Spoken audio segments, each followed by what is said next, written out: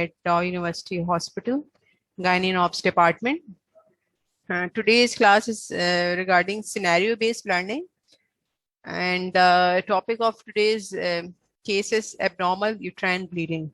So this abnormal uterine bleeding can be in a form of excessive bleeding or the scanty bleeding, because the normal bleeding is not much, not heavy or neither less. So let's move on to the next slide. Our purpose of today's class will be able to recognize the causes of abnormal uterine bleeding, analyze the clinical findings to find the cause of abnormal uterine bleeding, and interpretation of lab results which can guide you towards the diagnosis. And then we will be discussing management of abnormal uterine bleeding. So this is our first case. We have a patient. She's 25 years old, Nali Paris. She's a school teacher by profession, and she has come to us in OPD with presenting complaint of infrequent and scanty periods, weight gain, laziness,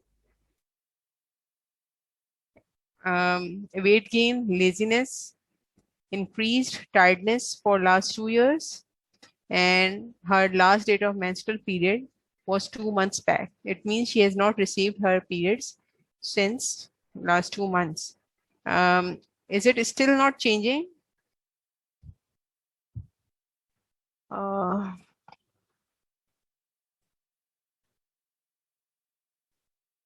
Wait, let me ask from the admin, what's the issue?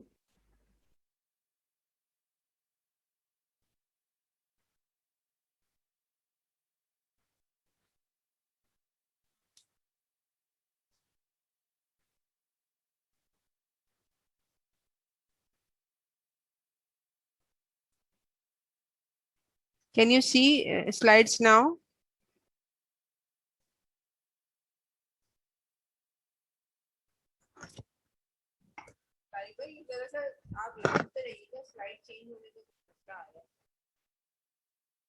अपनी side से देखिए, मेरी slide change हो रही है आपके पास.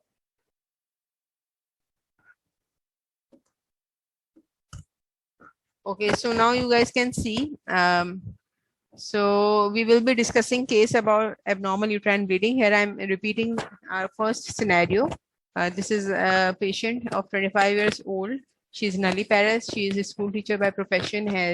Has come to OPD with complaint of infrequent and scanty periods. ठीक है. Scanty periods. She has history of weight gain, lethargy or laziness. She has increased tiredness, and these symptoms are since last 2 years. And currently her last date of menstrual period was 2 months back. So here we are discussing the case of infrequent periods.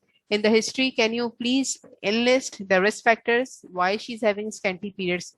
What are the risk factors in her history which is causing scanty periods? I want all of you to participate through chat box, and please tell me what are risk factors in this case. Okay, the first is weight gain. Yes, she's gaining weight. What else? Stress. Okay, they have not tell anything about stress, but yes, stress could be the reason for scanty periods. Nulliparity. Yes, this is important. No, I don't think she will be anemic, and even anemia does not cause scanty periods.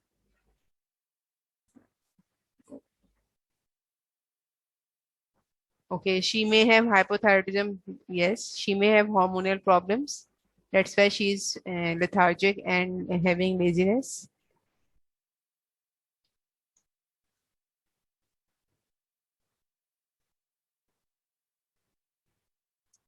And currently, she's having last menstrual period 2 months back, which shows she's having at least 60 days cycle or maybe longer. So these were the risk factors according to the history provided. Now let's move on to the next thing. Here's the examination finding. Her BMI is 28 kilogram per meter square. She's having hirsutism on examination. She is having acne as well, but there was no other positive findings on examination. Yes, she may have polycystic ovarian syndrome, but what other causes can be dig out in this case? Okay, what are problems in her examination finding? Can you guys tell me?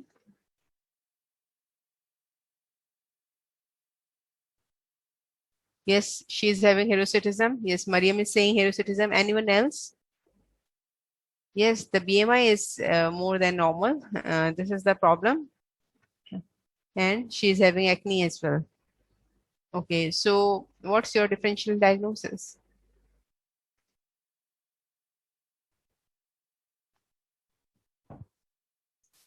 What is your differential diagnosis?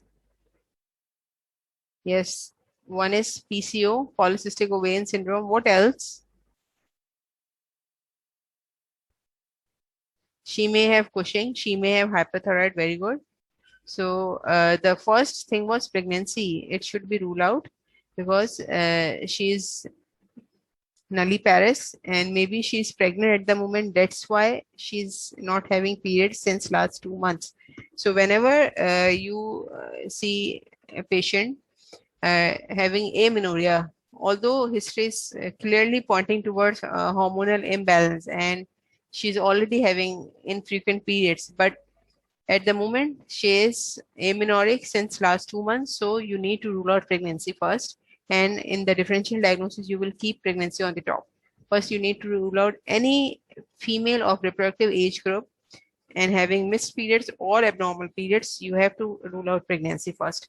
Then the second diagnosis, of course, polycystic ovarian syndrome, and then thyroid dysfunction. This is a very common finding in such patient, and hyperprolactinemia can be the cause of prolonged periods.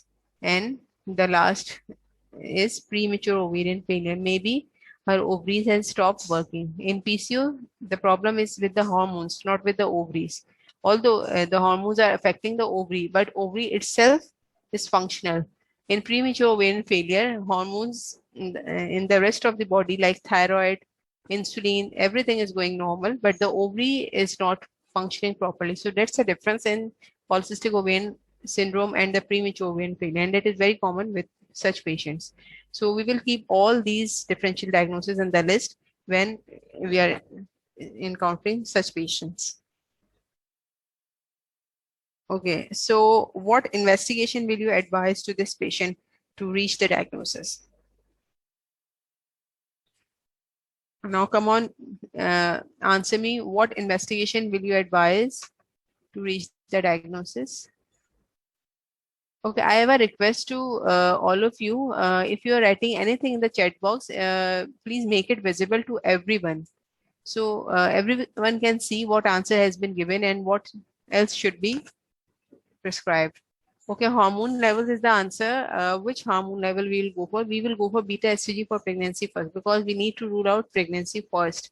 Okay, suppose we have ruled out pregnancy, then Fatma is saying FSH and LH. Yes, we can. We should go for FSH and LH to rule out not only polycystic ovarian syndrome but also premature ovarian failure as well. Then thyroid stimulating hormone will be done to rule out any thyroid dysfunction. Fasting insulin, yes, although it's not being prescribed nowadays, but it can be prescribed. It was recommended before, but now it has been obsolete. What else? Few more tests, please. What else we will prescribe?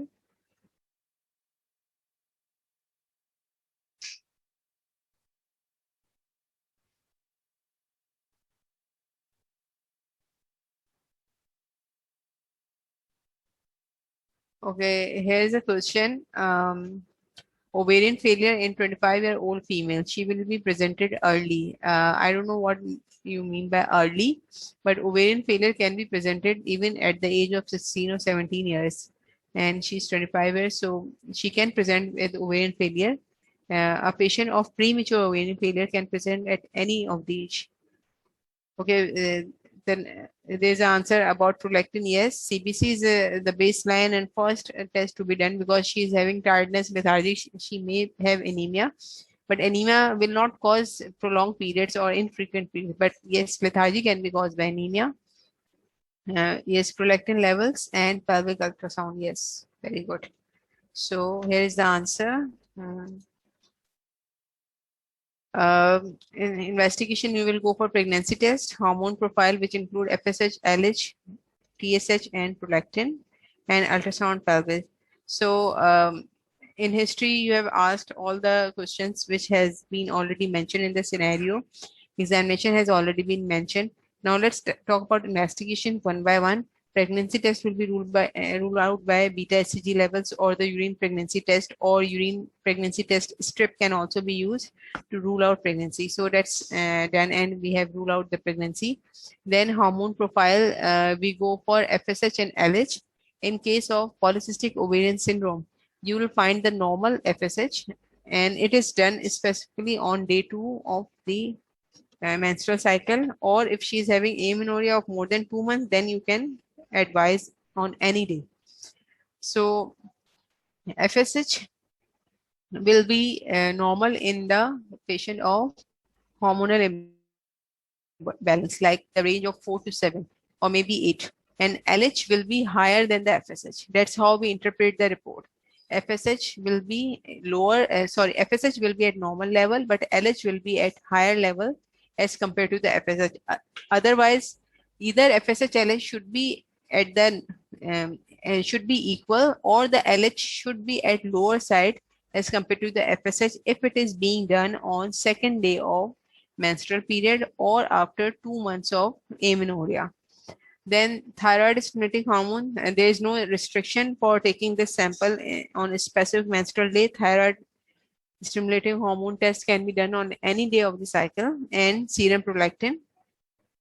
If TSH is raised, it means the patient is having hyperthyroidism, or if the TSH is low, it means hypothyroidism. And this is the common cause. Hypo and hyperthyroidism both can cause amenorrhea because they cause anovulation. They cause due to thyroid dysfunction, there will be no ovulation or will be less ovulation.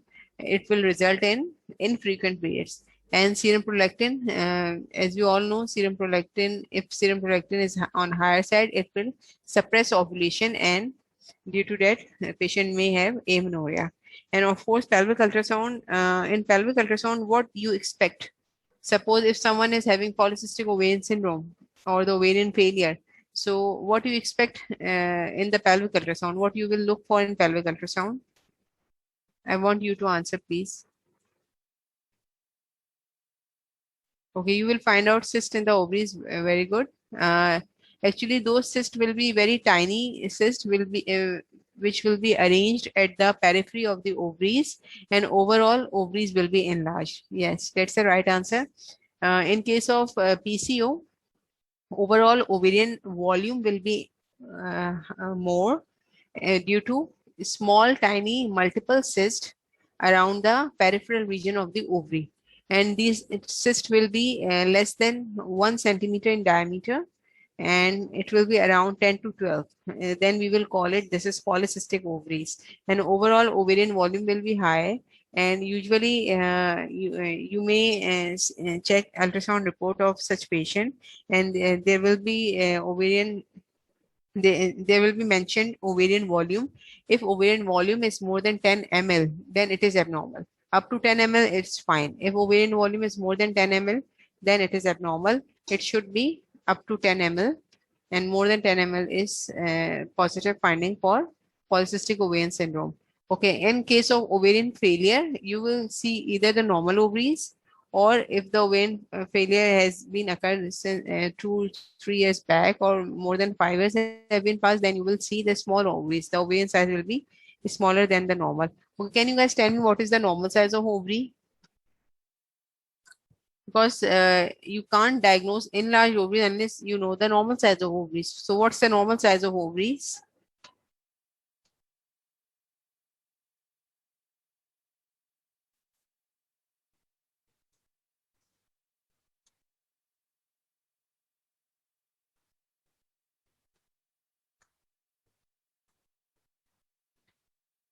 No one is answering. What's the normal size of ovaries?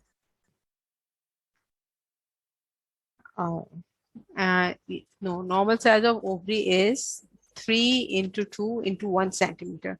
That's the normal size of ovary. And normal volume is up to 10 ml. So to diagnose any abnormality, you should be knowing the normal size of the organ. And if we talk about the uterus in the ultrasound of such patient, you will not get any abnormality in the uterus usually. So uterus will be of normal size. And what's the normal size of uterus?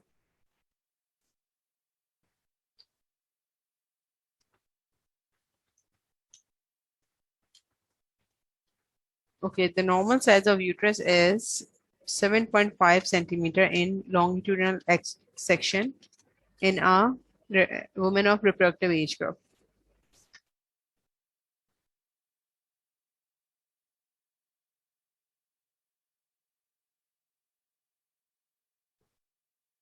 So that's the normal size of uterus. Let's move on. So how will you manage this lady? Suppose this patient is having polycystic ovarian syndrome. So what will be your management plan for this lady?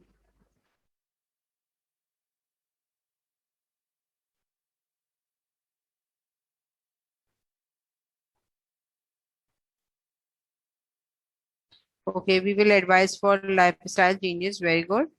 And weight loss. Yes, she's having excessive weight, so she should lose her weight.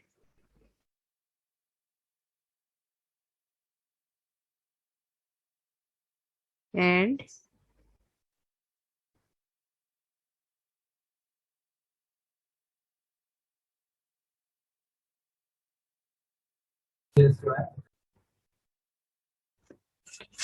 yes, there is a question regarding weight loss. Metformin. Metformin can be prescribed if she is having raised serum fasting insulin level or raised fasting blood sugar level. Then we can go for metformin as well.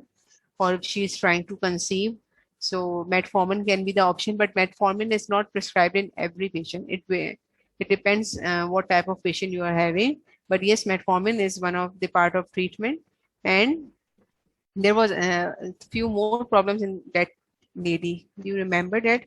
Apart from infrequent periods, there was another problem as well.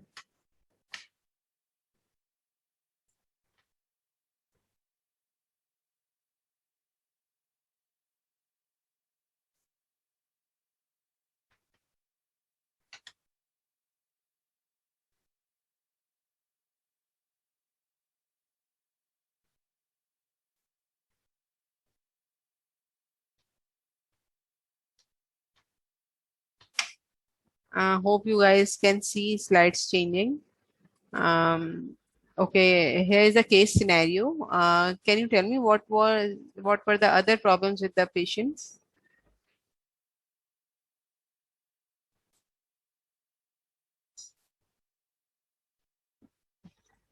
Okay, lethargy and tiredness should be addressed if she's having any hormonal disbalance like thyroid dysfunction. So you will prescribe medicine according to that. And yes, on examination finding, we found she was having hirsutism and acne. So we will also give her treatment for hirsutism and acne as well. So this is her treatment. We will counsel regarding weight loss and diet and exercise. For hirsutism and acne, we will not go for systemic management.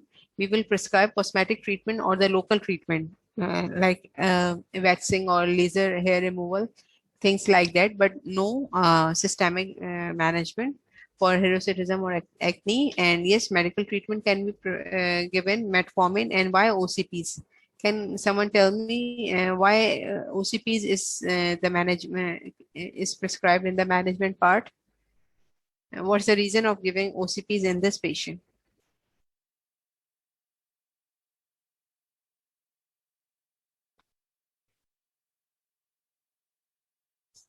OCPs are not anti-androgenic. Um, no, the reason Okay, she was already having an ovulation, and what OCPs do? OCPs also causes an ovulation. That's why we give OCPs for contraception. Why in this patient? Yes, the Zenith, yes, Zenith has answered. Oligomenorrhea, yes, she's having infrequent periods, so she wants to regularize her cycles. That's why we will prescribe her OCPs. Although the problem of N ovulation will not resolve by giving OCPs. And again, before prescribing OCPs, you have to see the patient's choice. If she's nulliparous, she wants to conceive, we will not go for OCPs. Then you have to go for other hormonal treatments. But if she doesn't want kids, or if she's unmarried, she's not married yet, you can prescribe OCPs for cycle control and to regularize her cycle. Okay.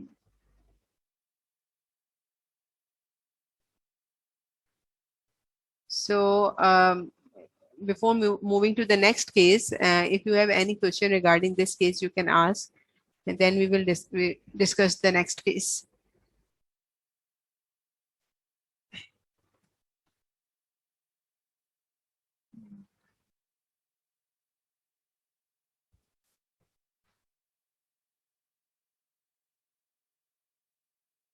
Okay, here's a question from Fatma. Can you please mode of action of OCPs? Okay, explain mode of action of OCPs. Yes, OCPs are basically is a combination of estrogen and progesterone, and the purpose of OCPs is to take over the cycle. Like a patient starts taking OCPs on from day 1 till day 21, then there is a pill-free time of 7 days during which patient bleeds. So in patient of PCOS, what's going on? The ovaries keep on making estrogen, and there is no time for making progesterone. Ovaries doesn't make progesterone, and in this way patient does not bleed every month. So what does OCP do? OCP just do regularization in the cycle by giving estrogen and progesterone from the external source rather than depending on the ovary. So that's how OCPs are helpful in controlling the cycles to make the menstrual cycle regular. And why this regularization is important, because if patient will not bleed and every month, and she will keep on producing estrogen, her ovaries keep on producing estrogen, what this estrogen will do on the endometrium? Can you guys recall the menstrual cycle, the physiology of menstrual cycle? What happens in the first 14 days of the cycle? Estrogen is coming from the ovaries, and it is causing uh, proliferation of the endometrial lining. So and then in the second half of the cycle there is a secretory phase in which progesterone comes, and then at the end of the cycle, when progesterone and estrogen everything is over, menstrual bleeding starts, and the endometrial lining which was built in the phase of the estrogen from the estrogen, this endometrial lining will shed off during menstrual period. What happens in the PCO patient? Estrogen keeps on coming from the ovaries, and it keeps on priming the endometrium. It keeps on proliferating the endometrium. And ultimately, there is no bleeding, there is no menstrual cycle, so endometrium will overgrow, and it can result in endometrial hyperplasia and later on endometrial cancer. Although these things develop over many years, she will not develop endometrial hyperplasia or endometrial cancer within a few months. It takes many years. But of course, we want to protect her endometrium, so we have to give OCPs so she can bleed every month to avoid hyperplasia or overgrow of the endometrium due to unopposed estrogen from the ovaries, which is coming due to hormonal imbalance. Okay, there's a question, can PCO cause heavy menstrual bleeding? Yes, it can cause heavy menstrual bleeding, but in the later part of the life. It will not cause right away in the young age, because in the young age she is just having unopposed estrogen from the ovary, which is although which is affecting the endometrial lining, but it has not caused endometrial hyperplasia yet. But with time, with unopposed estrogen, without any treatment of PCO, she may have endometrial hyperplasia later on, and she may end up in heavy menstrual bleeding in the later part of her life. So in this way, PCO can cause heavy menstrual bleeding. So whenever if patient complains with heavy menstrual bleeding, you have to ask her past history of the menstrual cycle. Maybe she is having history of PCO in the past, and which has caused heavy menstrual bleeding to her after 10 years or maybe 20 years. So this is how PCO can cause heavy menstrual bleeding. Okay, there's a question from Fatma. How ovulation will occur in patient with PCO? That means PCO patient don't ovulate while taking OCPs. Yes, of course, if she's taking OCP, she will not ovulate. So if ovulation is required, we don't give OCPs. As a first line treatment, we advise patient to lose her weight and change her lifestyle. In many of the patient, these things do affect, and there's improvement in cycles. And even if there's no improvement and we want her to regularize the cycle without stopping ovulation, then we go for other treatment, like we prescribe only progesterone in the later half of the cycle. Like in this patient, as she has been presented after 2 months of amenorrhea, in this patient we can give progesterone supplements for 7 days or 10 days, and after stopping those progesterone, she will start bleeding. So for such patient, treatment is little different, and it is a little higher level for you guys. But in the simple words, we will prescribe other hormonal tablets if ovulation is required. And yes, you don't need to make her bleed every month. If she's trying to lose her weight, she has modified her life cycle, you just need to check that patient. You just need to check that patient should have. ये आपकी आदत भी गलत थी, आपने हमें जिंदगी में कभी ये चीज सिखाई नहीं कि हर काम खुद नहीं हो सकता, लेकिन आपके घर में to take OCPs for lifelong. Once she has loosened her weight, she has come to the normal lifestyle. She will start having a regular menstruation, and she can stop OCPs then. And OCPs usually are given in those patients which are conscious and anxious about their periods. Otherwise, we just make sure that a PCO patient should bleed 4 times in a year. If she's bleeding at least 4 times in a year, you don't need to prescribe hormonal drugs on routine basis. You just need to make sure that she should bleed at least every 3 months. Otherwise, she will be at risk of having endometrial hyperplasia. Okay, any other question, please?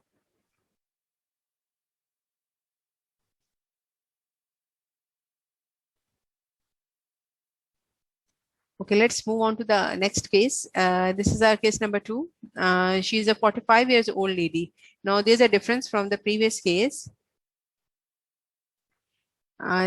There's a, okay, I think I should take the last question. How is weight changes related to the progesterone regulation? Yes, there's a complete cycle of PCO, which must have been told you during your pathology or the lecture part. How the increased weight is causing insulin resistance, how the increased insulin is affecting the ovaries. Because whenever there is a high insulin, it will cause high androgen. It will result in high progesterone, and it will stop ovulation. And when there is no ovulation, there will be no progesterone coming. How the progesterone comes? Progesterone comes after ovulation. Whenever there's the release of ovum from the ovary, there's a corpus luteum behind which secretes progesterone. If you guys can recall the normal menstrual physiology or the normal menstrual cycle, after ovulation, there's a corpus luteum which secretes progesterone. So for progesterone to come, ovulation is mandatory. And when ovulation will occur, ovulation will occur only if the weight is controlled, if there is no excessive insulin in the body, if there is no excessive androgen in the body, it will control the estrogen production. It will cause the ovary to release ova. And when the ova will be released, the progesterone will automatically comes in and the cycle will be regularized. So this is how the weight changes are related to the progesterone regulation. I hope I'm clear, Sumaya. So let's move on to the case number 2. The lady is 45 years old. There's a difference as compared to the previous case. She was a young lady, but here's the middle-aged lady. She's 45 years old and she's para 3+1. Who is saying can't see the case? Okay, wait, let me check. Mm. I hope now you guys can see the case. She's 45 years old.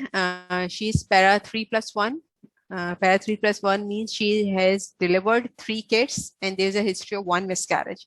That's how we mean it when we are saying para 3+1. And her last delivery was 10 years back. And she is vice president in the bank. She's a working lady basically. She has come to us in OPD with anxiety about her heavy and irregular periods for last 6 months. And right now her last date of menstrual period was 15 days back. Another thing, she's known diabetic for last 2 years and on oral hypoglycemic drugs. So her examination findings. Okay, before moving to the examination finding, I want all of you to tell me what are the problem in these cases. There are many things in the history related to the heavy menstrual bleeding. Which points are important and to be taken in account in the history? Can you guys write down in the chat box what is the important thing in her history? Okay, her history of diabetes is important. What else?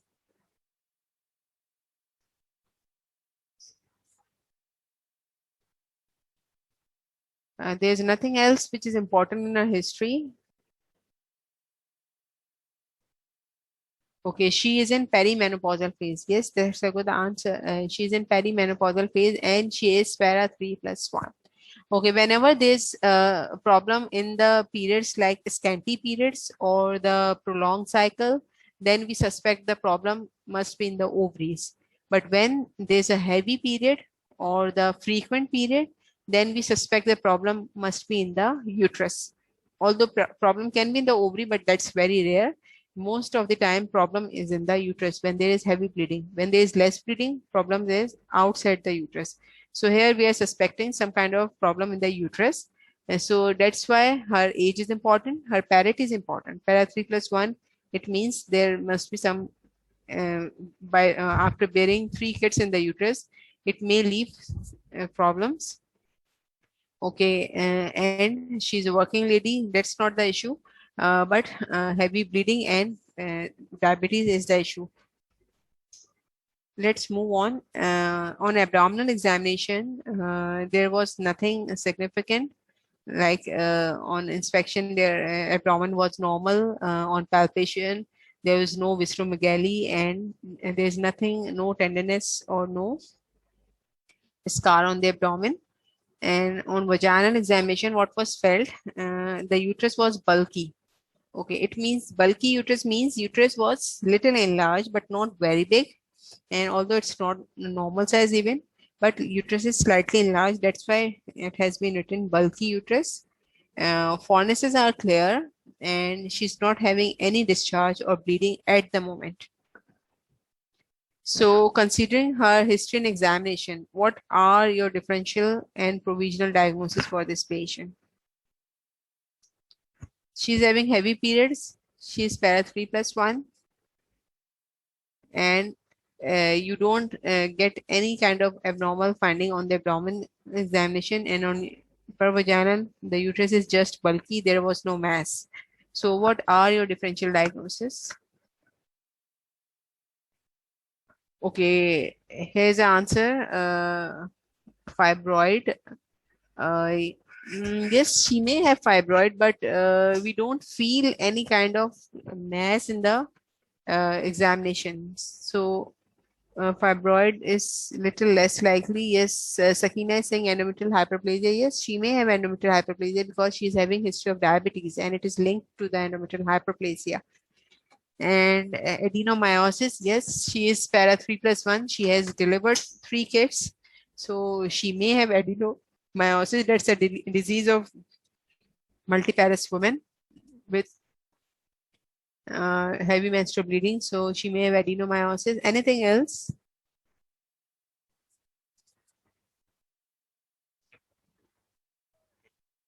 and ovulatory cycles before menopause. Yes, it can be the answer, but an ovulatory cycle should not cause heavy menstrual bleeding. She's having heavy menstrual bleeding and in polymenorrhagia. It means she's having frequent periods and they are heavy. So it should not cause, an ovulatory cycle should not cause heavy menstrual bleeding in this case. Yes, Sumaya is saying polyp. Yes, she may have endometrial polyp as well because there was no mass on examination. What else? Okay, let's move on to the, okay, if I want you to, Mariam is saying endometriosis. No, Mariam, it cannot be endometriosis because she's not having painful periods and she is having frequent periods. So endometriosis should not be the cause. Yes, Zenat is saying she may have PCO in the past. Yes, she may have PCO in the past and she's diabetes as well. And PCO patients are already at risk of having diabetes. She may have such history.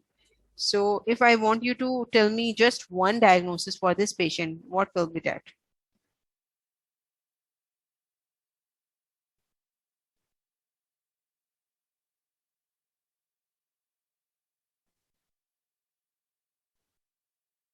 Here's a question from Maria, premenopausal woman. Premenopausal woman, she is near to menopause. Let's mean premenopausal woman. Okay, so I want to share a slide with you regarding different causes of the uh, heavy menstrual bleeding. Here's an abbreviation, PALM coin. PALM coin means P for polyp. When you have to make the differential diagnosis of heavy menstrual bleeding, you should think about all these causes. The first is polyp. She may have polyp. The second is adenomyosis. Yes, she may have adenomyosis because she's para 3+1. She's having heavy menstrual bleeding. She may have adenomyosis. She may have leiomyoma. Leiomyoma means fibroid. Okay, you have to think about all these causes. What can be the possible reason in this patient? Leiomyoma, you will feel some kind of mass on abdominal examination if it is very large. If it is not too large, you may feel it on the per vagina examination. And if it is too small, like 3 centimeter or 2 centimeter, you will not feel it on per vagina examination even. So you may find it on ultrasound if she is having leiomyoma. Then malignancy or hyperplasia. She may have hyperplasia and unopposed hyperplasia may lead to malignancy. If it remain untreated, it may convert it in the malignancy. So these are the possible causes. The other causes are coagulopathy. She may have any medical disorder which is causing coagulopathy, due to which she is bleeding heavily. She may have ovulatory dysfunction like we discussed in the case of PCO. She may have bleeding of endometrial origin. Bleeding of endometrial origin is said when there is no cause, when you don't find any cause on history, on examination, and on radiological finding for the heavy menstrual bleeding. You will, in your practical life, you will see many patients who are complaining of heavy menstrual bleeding, but there is no cause. You are unable to find any cause. So that patient are labeled as bleeding of endometrial origin. Although the bleeding is coming from the endometrial lining, but you cannot find out any definite cause. So you will call such patient as bleeding of endometrial origin. Iatrogenic and not yet classified. Iatrogenic means she may have a history of miscarriage, which leave the retained product of conception. She may have any history of trauma, which leads to pervaginal bleeding, heavy bleeding, or in the last N stands for no yet classified. So there can be any reason for such heavy menstrual bleeding. So among in this abbreviation, whenever you encounter a patient with the heavy menstrual bleeding, you will think about all these causes and which what is the possibility in our patient. Let's see. Okay, in answer, there are many causes, although they have not been listed in the sequence. The first answer should be adenomyosis, which is highly high likely. Adenomyosis and the endometrial polyp. This is the this should be on the top, and the other causes can be she may have carcinoma of cervix because she is heavy bleeding, It may be due to lesion on the cervix because we examination finding per speculum examination was not done. So she may have carcinoma of cervix. She may have carcinoma of the endometrium, which is causing this much bleeding. She may have endometrial hyperplasia. She may have fibroid, adenomyosis. She may have polyp. Polyp can be in the endometrium and it can be in the cervical region. Polyp of anywhere in the reproductive canal can cause heavy menstrual bleeding. And then she may have fibroid polyp. Fibroid polyp, the fibroid which is in the pedunculated shape, or it's the hanging rather than buried in the endometrium. So that's called fibroid polyp. And in the last, we can say dysfunctional uterine bleeding. When you don't find any of the cause of the bleeding, then you label the patient as dysfunctional uterine bleeding or the bleeding of endometrial origin.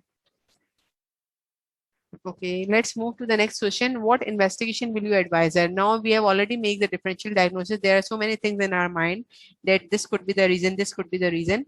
So what investigation will you advise her for her complaints? Considering she's having heavy menstrual bleeding, she's diabetic, and she's 45 years of age, and she's para 3+1. So what investigation will you advise her?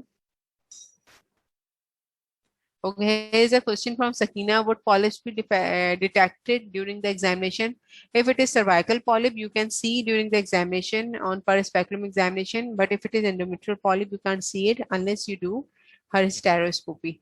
Okay, so what investigation will you advise her? First is CBC. Yes, CBC is the first test should be done to see whether she is having heavy bleeding actually or not.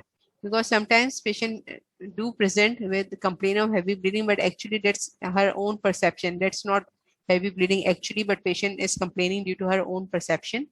So you need to check her hemoglobin level to see whether she is actually having heavy bleeding or not. Yes, pap smear should be done. Test for coagulopathy should be done.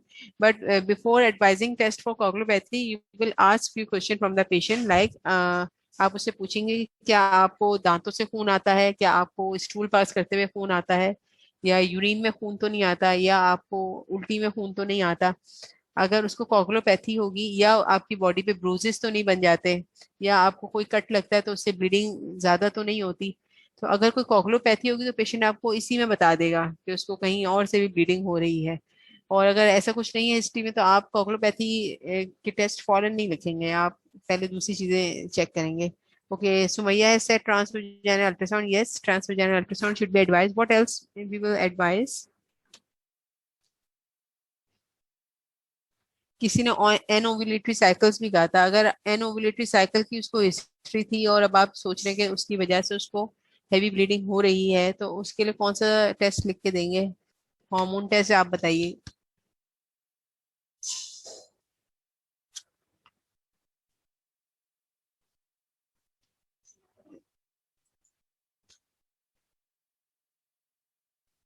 Here's the answer: progesterone. No, progesterone. We will not write down progesterone. Okay, FSH-LH was important when you are when your patient is having irregular periods, but right now she's having heavy bleeding, so we will not go for FSH-LH because it will not help us. It will not direct our management. So here's the answer. We will go for complete blood count, then thyroid profile. If she is having symptoms like heavy menstrual bleeding is one of the symptoms, so we will advise her serum TSH. It can also result in anovulation, chronic anovulation, and leading to heavy menstrual bleeding. Then we will go for transvaginal ultrasound to see endometrial thickness. If there is endometrial hyperplasia, the endometrial thickness will be more than normal. It will give you a clue that it is maybe due to hyperplasia. Pap smear to rule out CS cervix. Then endometrial sampling. And there are different ways of doing endometrial sampling. The one is Pipal biopsy. Pipal is an instrument through which we take the biopsy. The other is DNC, dilatation and curettage, which you must have heard or have seen in your ward rotations. And hysteroscopy. Hysteroscopy is basically introducing camera inside the endometrial cavity and to see with your eye that if there is any problem in the endometrial lining, and then you take the biopsy from the suspicious area. So these are different ways of diagnosing the endometrial pathology by taking the biopsy. Okay, so suppose you have done all these things. Now, how you are going to manage this lady?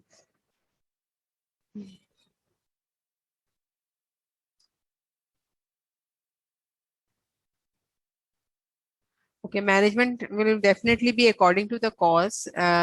So let's talk about the causes. Suppose she is having polyp, then how you will do the management? Suppose she is having endometrial polyp, what will be your management? Okay, you will excise the polyp, you will do polypectomy, but this polypectomy should be done under hysteroscopic guidance. So you will basically do hysteroscopic guided polypectomy. Okay, if she is having adenomyosis, then what will be the treatment?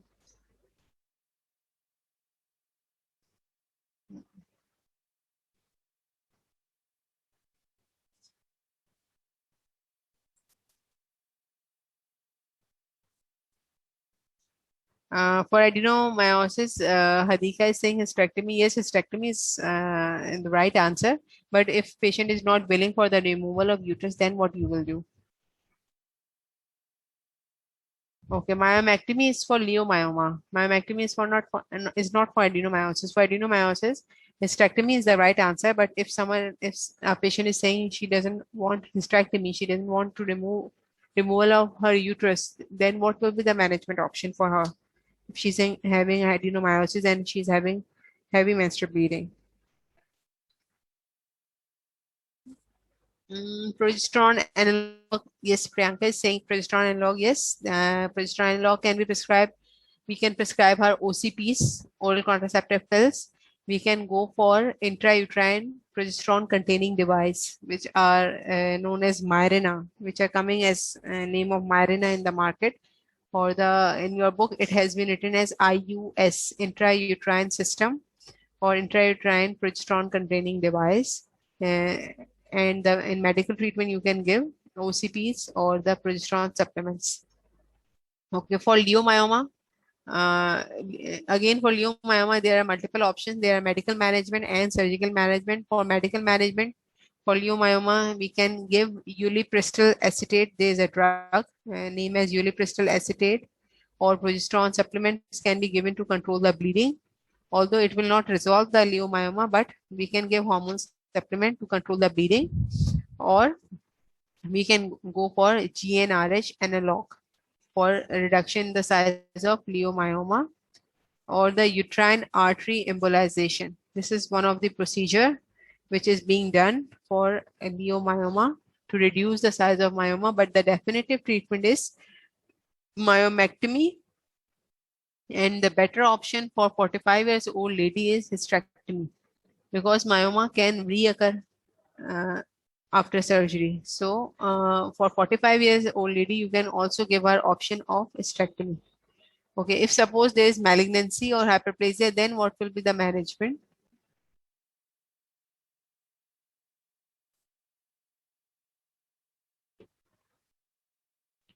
For malignancy and hyperplasia, the best management is hysterectomy.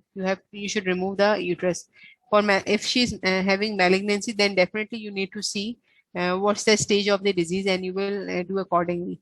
But if it is confined to uterus only, or if there is endometrial hyperplasia, it has not converted in the malignancy yet, then you will go for hysterectomy.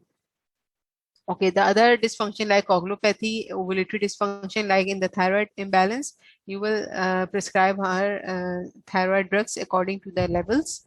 And if the bleeding is of endometrial origin, if the bleeding is due to endometrial pathology, or there's no cause and bleeding is just coming from the endometrium, and you have classified this patient as having bleeding from endometrial origin or the dysfunctional uterine bleeding, then then what advice you will give her? What will be the management option for the patient in which you have not found any cause?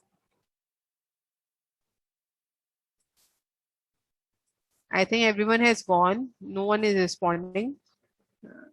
What will be the management option for the patient in which you have not find any cause of heavy bleeding, but she is still bleeding. Okay, Zenith is saying reassurance. Of course, you will do reassurance, but what about blood loss? She's having heavy bleeding.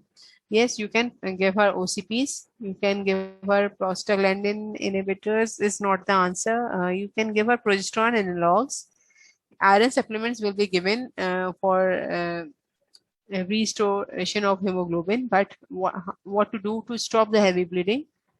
To stop heavy bleeding, we will go for hormonal management, which includes first you will do the medical management or the conservative management. For conservative management, you will give her tranexamic acid to control the bleeding and the mefenamic acid, which are NSAIDs, to reduce the bleeding. If patient is not responding to conservative management, that is tranexamic acid and mefenamic acid, then you will move on to the hormonal treatment. In hormonal treatment, the first and the best management is through Mirena or the intrauterine system or the progesterone containing intrauterine device.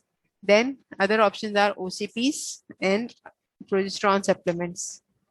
Here's a question about red cells. I don't understand what you mean by red cells. Can you please ask?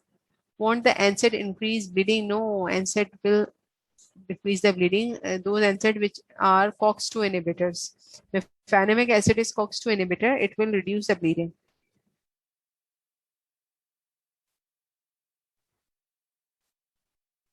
Other NSAIDs can cause heavy bleeding, or not heavy bleeding, but it can cause dilution of effect of the blood. But the COX-2 inhibitors, which is mefenamic acid, will not cause bleeding, or in fact, it will reduce the bleeding. Okay, so I'm at the end of my lecture.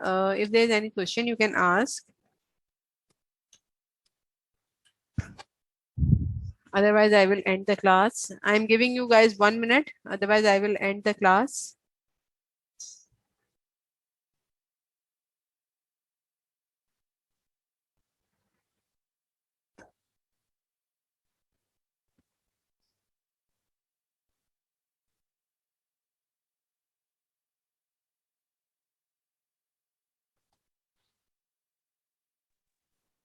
Ma'am खत्म हो गई class?